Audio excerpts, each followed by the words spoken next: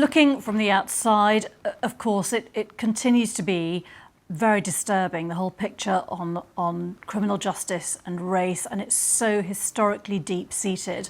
Can one case really lead to more fundamental change, in your view?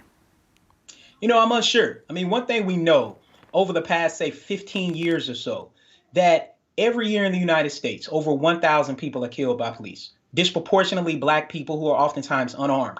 Less than 10, Chauvin doesn't even make up 10 of the officers who have been charged and convicted of murder. Now, we do know that George Floyd's murder has galvanized a lot. The George Floyd Justice and Policing Act passed the House of Representatives. The Senate needs to take that up. In states like Maryland, they have repealed the Law Enforcement Bill of Rights. And then cities like New York, as well as states like Colorado and New Mexico, have repealed qualified immunity, which is the court doctrine that prevents law enforcement from being sued financially. So we are seeing a lot of changes, but we need transformation and not just police reform.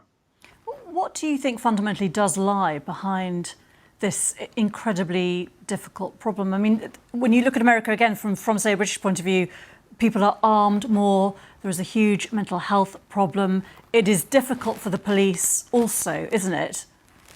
Without a doubt. Look, all of those are factors, but there's one stat that continues to baffle me and problematize what's happening.